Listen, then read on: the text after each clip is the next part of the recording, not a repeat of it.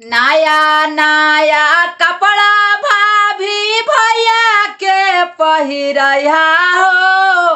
नया नया कपड़ा भाभी भैया के पहिनया हो। बेनिया डोला के भाभी भैया के खिलैया हो।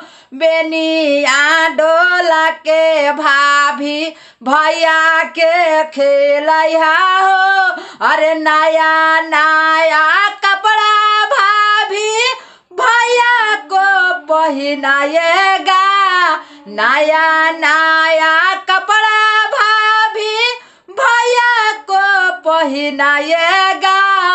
बेनिया डोला के भाभी भैया को खिलाएगा।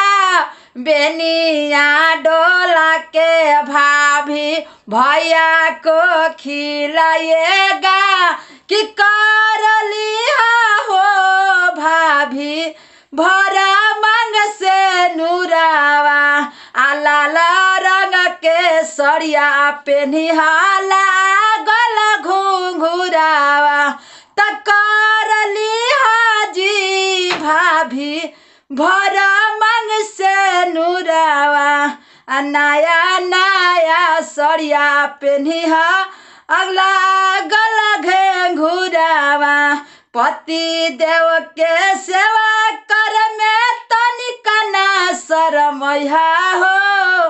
पति देव के सेवा कर में तनिका ना शरमैया हो। बेनिया डोलाई भाभी भैया को खिलैया हो। बेनिया डोलाई भाभी भैया को खिलाएगा। ओम प्रकाश के लाके बतिया ना भूलैया हो। बिल्डर के पापा के बात ना भूलाएगा। बेनिया डोला के भाभी भैया को खिलाएगा। पंखावा डोला के भाभी भैया को खिलाएगा। कि नया नया कपड़ा भाभी भैया को खिलाएगा।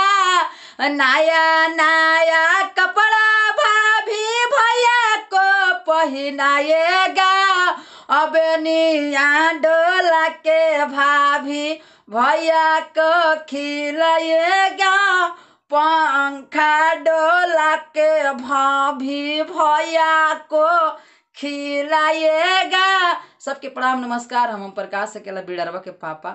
और ये वर पूजा के लिए सभी औरत के लिए गीत है। और गीत कैसा लगा आप लोग जरूर बताएं। चैनल को सब्सक्राइब